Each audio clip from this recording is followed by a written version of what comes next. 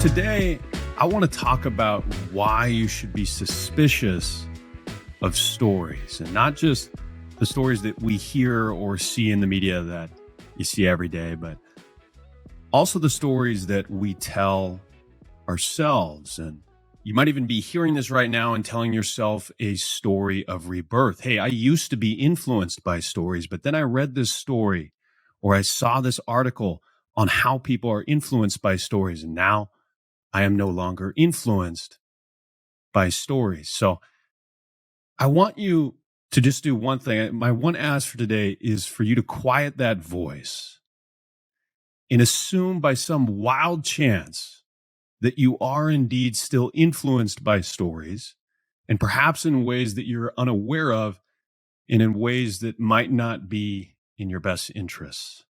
So my name is Michael MacKelvie. I'm a certified financial planner with Mariner Wealth Advisors. I'm joined by Valerie Escobar, who's also a certified financial planner with Mariner Wealth Advisors.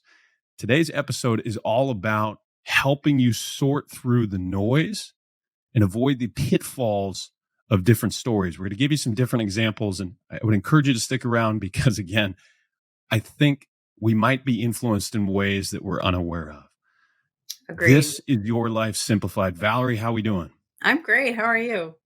I'm good. I'm really excited. I know people say that a lot at the beginning, different shows, but I am actually fairly excited about this. This is something I've always been interested in, just the different ways that we're influenced. Yeah, for sure. And I think one of the ways that that I try to tell myself, because I get sucked in as much as anybody does, is that, remember who's these stories are coming from. These are from humans. These are from just regular old people that make mistakes. One piece of history that I just learned about was something that happened back in 1631. Back then, there were two men named Robert Barker and Martin Lucas. And these men were employed as the royal printers in London. And they were tasked with the job of reprinting the King James Bible. So, word for word, just make another duplicate copy. Yep, you got to make that lots of people read or influenced by a lot of words. Yeah. And so one of the fundamental things about the Bible are the commandments. And the seventh commandment, they accidentally made an error and left out the word not. And that commandment now says, thou shalt commit adultery. That was printed, and the king and the church, everybody was really angry about that because especially at that time, printing was not like a light thing. It was a big, arduous process. So that is now called the Wicked Bible. And I think that there's still something like 14 copies that are in existence. But yeah, spell check would help there. Yeah. So pretty maybe not big spell check, but at least there. Someone revisioning it, right? Mm-hmm. Right. So things happen. Those mistakes can happen. So we'll talk about that because obviously, again, we're humans. The people that are writing these stories are humans as well. But I wanted to start today with a little bit of a game. And if you're listening to this, you can feel free to follow along. I would encourage you to follow along. But Valerie, you're going to be kind of the quasi-test subject, if that's all right. Yeah, I'm a little nervous. Is that weird? Yeah. And for the record, I haven't told Valerie at all what the game is or what this exercise is all about. She has no idea. So I'm going to start with just part one of a two-part piece here. And I'm going to talk about just a study that was done. Okay. So I want you to see if there's anything that stands out about this information. Maybe don't think like, hey, there's a trick to this. Just think like objectively what, comes to mind. Okay. So a study of the incidence of kidney cancer in 3,141 counties of the U.S. reveals a remarkable pattern. The counties in which the incidence of kidney cancer is the lowest are mostly rural, sparsely populated, and located in traditionally Republican states in the Midwest, the South, and the West. So let me repeat that one more time, and I want to hear what you think stands out. Okay. A study of the incidence of kidney cancer in 3,141 counties of the U.S. reveals a remarkable pattern. The counties in which the incidence of kidney cancer is the lowest are mostly rural, sparsely populated, and located in traditionally Republican states in the Midwest, the South, and the West. Now, Hmm. what stands out to you about that information? Again, I haven't told you anything about this, but what stands out to you as you just hear that, or if you were to see that as a headline? So I guess to me, I think kidneys, I think kidney cancer would be caused by poisoning your kidneys, such as drinking. And so I think, oh, okay. So if we're thinking conservative areas that are rural, wholesome people, so it's people, those people must not drink very much. And that's why there's very Yeah. low cancer. That's where I went. Yeah. And, other things that might come to mind for listeners, other people out there, that's definitely one of them, maybe less alcohol, right? Uh, Perhaps it's rural living. So the Mhm. clean air, you kind of get away from the city, fresher food, right? You're eating more wholesome, traditional American food, right? Those are some of the things. So now consider part two of this study. So Okay. maybe what comes to mind in that first part is, hey, diet related, a little bit of lifestyle related. Now consider part two of this. Okay. Consider now the incidence of kidney cancer where it is the highest. So where it's actually the highest. In the Okay. first example, we said the lowest.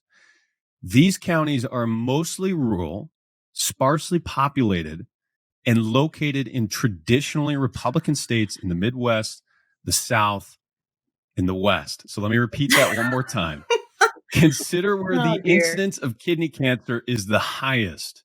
These counties are mostly rural, sparsely populated, and located in traditionally Republican states in the Midwest, the South, and the West. Now, what stands out to you in those two statements? Uh these somebody missed a word, or they're a bunch of drunks that live in that area and they eat bad food. I have no idea, but the two cannot seem Yeah. to So exist. no, again, and so this study actually comes from two gentlemen, and they were pretty witty, Mhm. but it's actually true at the same Hmm. time.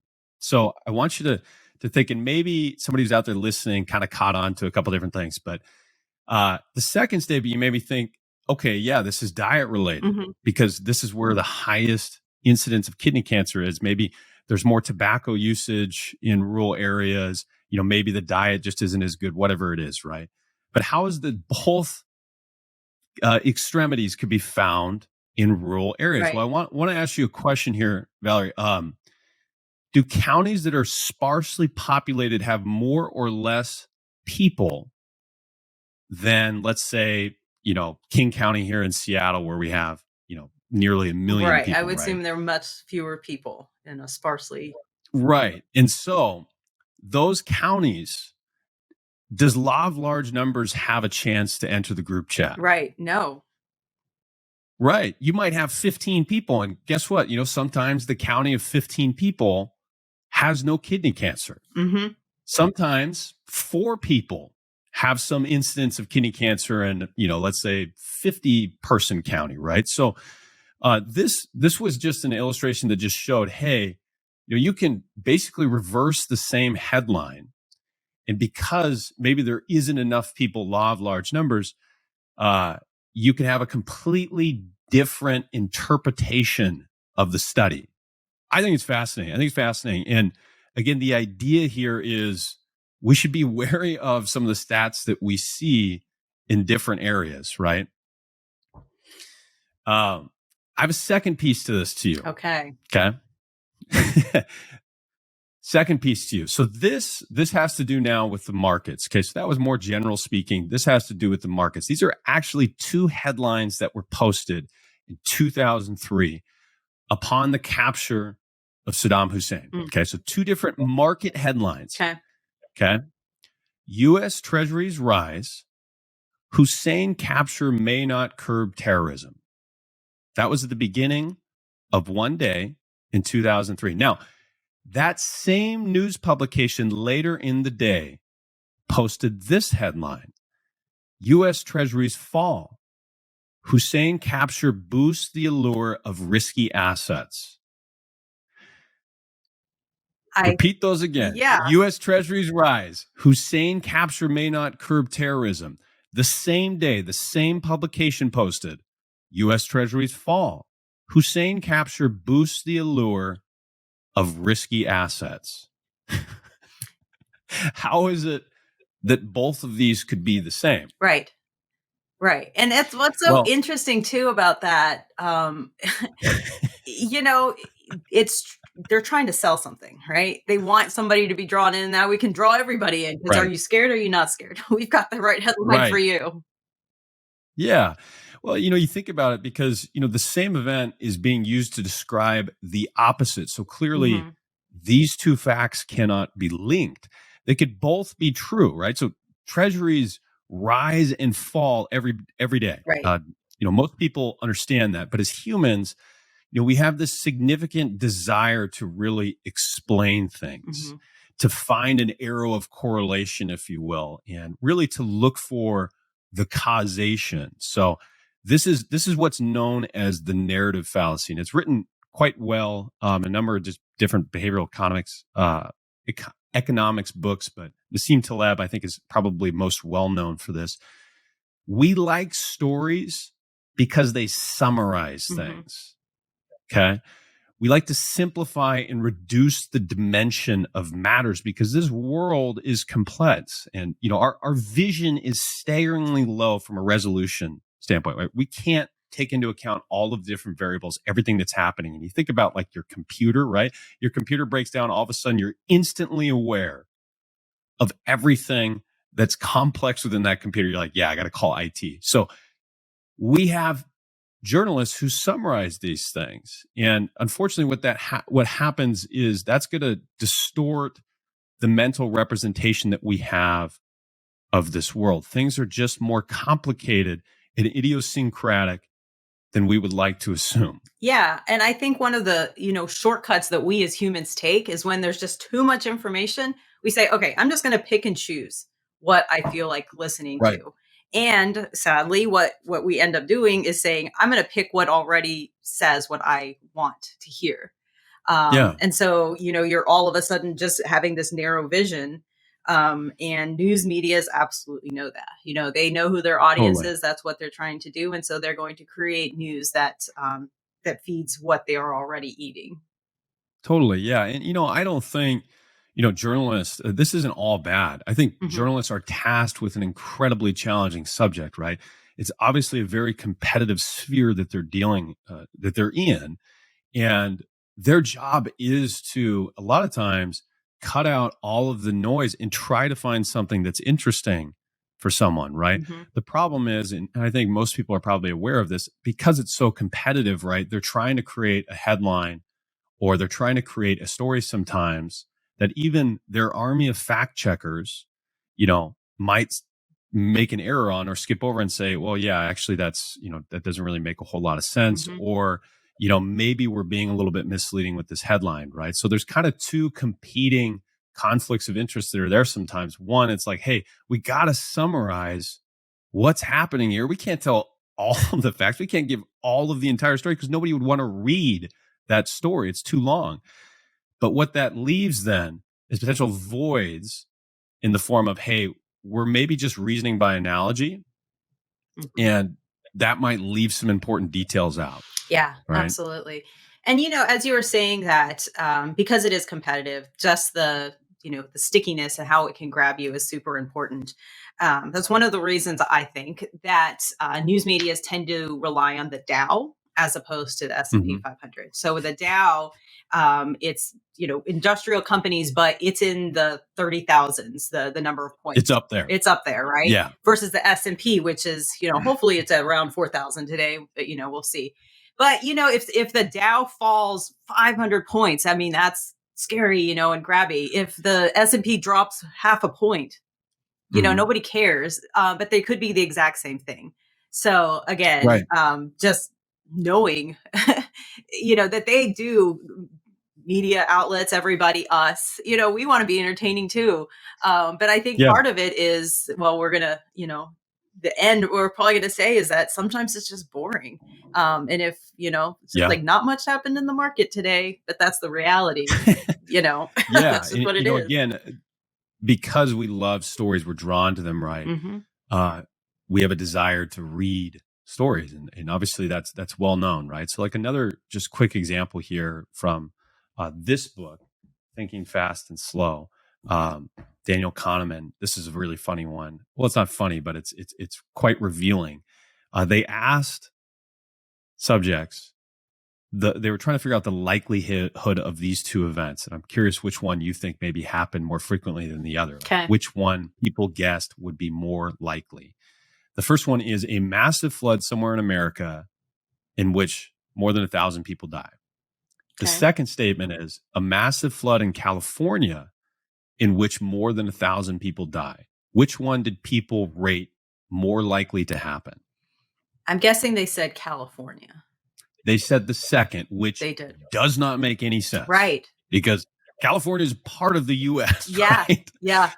But because that was attached, and maybe as you heard that, your brain, right, you immediately thought California. Oh, that's right. There's some earthquake potential risks there. Mm-hmm. I can see San Francisco. Wow, there's a lot of water around San Francisco, right? So because there's that attached narrative of just California, Mm-hmm. people were far more likely to say, yeah, that could happen. Yeah. It's interesting. No, absolutely. And I think that's another thing is that humans, we like to feel very defined, right? And so if we can say, oh, that thing is going to happen because of this, we just feel more comforted knowing, okay, well, as long as I don't live in California, I'm not going to get a flood. And so being able to really construct and put things in these nice, tidy boxes is another alluring thing that news lines will foster to as well. Yeah. We have a desire to explain the world that we live in, right? The causation. It's a part of our everyday just life. And also in school, it's like you got to raise your hand to explain. Right. And the first one who does that wins. Yeah. Right. There's a little sense of pride in that. So I want to do something a little different here. Okay. So we're going to enter a different dimension, Valerie. One where positive news is more sought out than negative news. This is called the positive spin zone. So this is brought to you by Michael MacKelvie, sponsored by absolutely no one, but we're open to sponsors in case you're out there. But this, as of right now, is not sponsored by anybody. But the positive spin zone is just how it sounds here. Okay, so I'm going to play this with you. We take otherwise scary, fearful headlines that at least one of your coworkers has probably recited to you at work, replace just a few words or statistics, all the while maintaining authenticity to see if we can garner a slightly different perspective. You ready, Valerie? Let's do it. I like happy. Let's do this. Okay? The stock market sell-off could be just getting started. That's a real headline that I just saw about 2-3 days ago. Okay.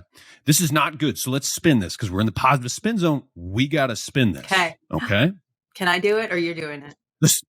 I'm going to take this first one. All right. The stock market sell-off could just be ending.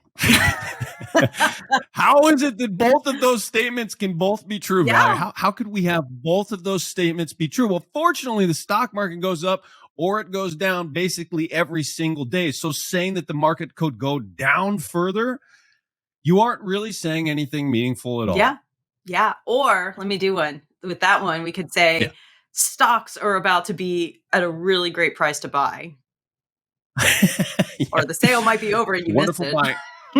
Wonderful buying opportunity presents itself, right? I mean, and again, it's not that it couldn't go down further. It's not that it couldn't go up, right? It's just that, again, saying that it could, when if you look at the data, it's about 40-some% most years that it goes down on a day, about 50-some% most years that it goes up on a day. None of that's promissory, but that means that you got about a 50% chance of saying could and coming back and saying, yeah, I told y'all I was right, which I'm sure your coworker in the office probably would do if he recited that one to you. But again, this is the positive spin zone. We look to make things positive here. The second one, this one's for you, Valerie. Okay, here we go. Dow dives 800 points. Oh. How can we spin it? Let's see. NASDAQ did absolutely nothing. I got one for you. Dow drops a few percent. There we go. I like that. So what can we take away from it? You touched on this earlier, right? I mean, average, if we think about the Dow Jones, right, it's around 31,000 points. So we need to take advantage of that by utilizing big words like, hundreds and thousands instead of just percent, we can increase the clicks, which leads to a slightly more terrified consumer. But in the positive zone, the positive spin zone, we're not going to do that. We're not going to do that. We're going to say, hey, I'd drop by a few percent. Yep. Okay. Yeah. I got another one for you. Yeah. And one thing I think I'd like to, did you say you have another one for me? I do. Okay. I do. Okay. I like that. I have one more. I have one more for you. Okay. First, the negative headline. History says the U.S. stock market has further to fall. So we got, this is kind of scary. So we got to figure out what are we doing here? Right. Okay? Yeah. But we're in the positive spin zone, baby. We're going to spin this. Okay. Let's do it. History says the U.S. stock market goes up in the long run. How many clicks do you think we would get on that? Like, how many clicks are we getting on? How many are we getting on that? I think, again, people are usually drawn to just like what's average, like what's like something that's well known, right? I think in the positive spins, we might get some clicks on that. I probably won't get any. No. Maybe that's why we don't have any sponsors. For sure. It's funny. I think I'll just add one thing that I thought was funny. Yeah. I find the weirdest, nerdiest things funny. There are, if you really want to, embarrass yourself in the future, I think the best way to do it is to put a big, bold prediction out there on the, a book or internet, because there's just so much, you're probably going to be wrong. And I think one of these is really great. The former National Association of Realtors chief economist, David, well, maybe I won't say his last name just to protect him. He wrote a book about, it's essentially called The Real Estate Bubble Will, the Real Estate Boom Will Never Burst, How You Can Invest and Profit from It. And guess when this was published? When did that come out? 2006. Sales. How were sales there? Usually books kind of have their cycle, right? They come out, the guy's making a cycle. That's got to be tough though, because probably right when he was giving seminars on it, people were like, "Hey man, I'm on chapter 3 here, and chapter 3 says that this isn't supposed to be happening." Is there anything on chapter 4 on this? Yeah, let's get rid of that one. Yeah. Speaking in absolutes, I think our country rewards overconfidence, right? So speaking in absolutes, you'll typically garner some form of an audience, right? You turn on a sports channel, it's like the Boston Celtics will win this in 5 games. You're not going to get much of a response if you say, well, both teams are pretty good. We'll see what happens. Agreed. Like, as a report, as an analyst, you're not going to really get much of an audience off of that. And I think we know that. But again, hopefully you found that game a little bit insightful. I don't know if you have anything else to add. There's a couple more things I want to talk about, but I don't know if you have anything else to add on that piece, Valerie. No, go ahead. I was going to just conclude with a few words of advice, I suppose, that I would go ahead. with our listeners. Go ahead. Let's hear it. Yeah. So I think, boring is okay. Often, right now we're going into recession. I don't know. So I'm just kind of telling clients to prepare for the worst, but also allow for the best to happen, right? Yeah. So don't just sell everything. We're going to, stockpile some cash and maybe let dividends just pay to cash and leave them there, but also let's stay invested. And so that we can have a recovery as well. Right. Just don't let things freak you out, and to the best that you can, go take a walk and turn off the television. Yeah. I think step 1 is having the vulnerability to say, I might be influenced by these stories. I might be influenced in ways that don't align with my best interests, because everybody seems to view themselves as the exception. This is actually even a study that's shown that people think they're less influenced than others on average by quite a bit. And I think the first step there is just assuming, you know what? I can get emotional. I can be influenced at times. Even if I have read some book on how people are influenced, I still could be influenced in ways that I'm unaware of. There's this whole industry called the advertising industry that is paid, it's worth trillions, and it has to do with getting products sold to people. And it seems like it still works. So maybe that still has an effect in other ways outside of advertising that influences us, right? So I think step 1, hey, this could happen. Step 2 is probably instituting some form of a slow down method. Okay. So you read something. I would be particularly suspicious of stories that really move you quickly. Take a breath, look up maybe the opposite theories, the opposite opinions outside of that. And this might be helpful for not just finance, but just in life in general. And just see, what else are people saying? What else is out there? What does history say beyond just what this piece is saying history says? I think slowing down and, really giving it time to resonate with you by, researching some other pieces would be helpful.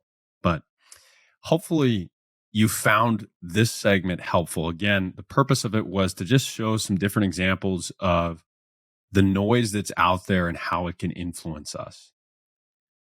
All with the intention of helping you make better, more informed, educated decisions that are more aligned with your best future self. So I'm Michael MacKelvie. Again, I was joined today by Valerie Escobar, who's a certified financial planner with Mariner Wealth Advisors. This was Your Life Simplified. Hope you enjoyed it.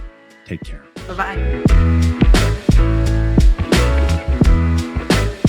Mariner Wealth Advisors, or MWA, is an SEC-registered investment advisor with its principal place of business in the state of Kansas. Registration of an investment advisor does not imply a certain level of skill or training. MWA is in compliance with the current notice filing requirements imposed upon registered investment advisors by those states in which MWA maintains clients. MWA may only transact business in those states in which it is notice filed or qualifies for an exemption or exclusion from notice filing requirements. Any subsequent direct communication by MWA with a prospective client shall be conducted by a representative that is either registered or qualifies for an exemption or exclusion from registration in the state where the prospective client resides. For additional information about MWA, including fees and services, please contact MWA or refer to the Investment Advisor Public Disclosure website at www.advisorinfo.sec.gov. Please read the disclosure statement carefully before you invest or send money. The views expressed in this podcast is for educational purposes only and do not take into account any individual personal, financial, legal, or tax considerations. As such, the information contained herein is not intended to be personal, legal, investment, or tax advice. Nothing herein should be relied upon as such, and there is no guarantee that any claims made will come to pass. The opinions are based on information and sources of information deemed to be reliable, but Mariner Wealth Advisors does not warrant the accuracy of the information. Asset allocation diversification is a strategy designed to manage risk, but it cannot ensure a profit or protect against a loss in a declining market. Certified Financial Planner, trademark, CFP, registered trademark, and federally registered CFP with flame design marks, collectively the CFP registered marks, are professional certification marks granted in the United States by Certified Financial Planner Board of Standards, Inc., also CFP Board. The CFP, registered trademark, certification is a voluntary certification. No federal or state law or regulation requires financial planners to hold the CFP certification.